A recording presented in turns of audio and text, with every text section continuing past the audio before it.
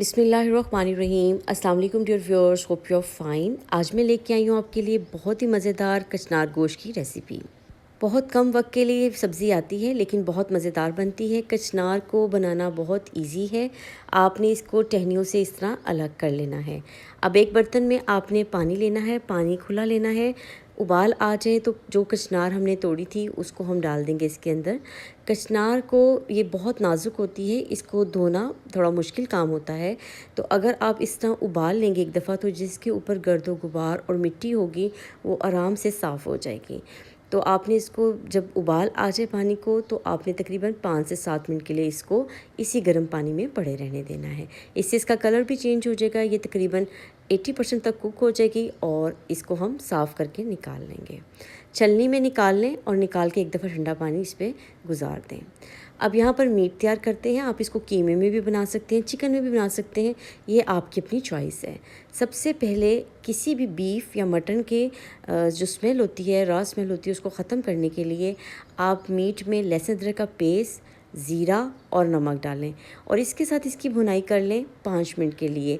जब इसका पानी मुकम्मल तौर पे गोश्त का खुश्क हो जाएगा तो आप देखेंगे इसकी जो स्मेल होती है वो ख़त्म हो जाएगी। इसके बाद हम इसमें शामिल करेंगे ब्रीक कटे हुए 3 दरमियाने साइज़ के प्याज और 3 दरमियाने साइज़ के टमाटर। लाल मिर्च पाउडर शामिल करेंगे जायके के मुताबिक और हल्दी पाउडर। इसके साथ इसकी अब भुनाई करेंगे 4 से 5 मिनट के लिए। बहुत अच्छे से भुनाई करने के बाद आपने इसमें पानी शामिल करना है, कवर करना है और इसको तब तक कुक कर लेना है जब तक कि मुकम्मल तौर पे टेंडर ना हो जाए। जैसे ही गोश्त मुकम्मल तौर पे कुक हो जाएगा तो हम देखें यहाँ इसकी अच्छी सी भुनाई कर लेंगे। भुनाई की पहचान ये होती है कि घी बिल्कुल सेपरेट हो जाता है। अभी घी अलग नहीं हुआ तो इसका मतलब है इसकी भुनाई की ज़रूरत है।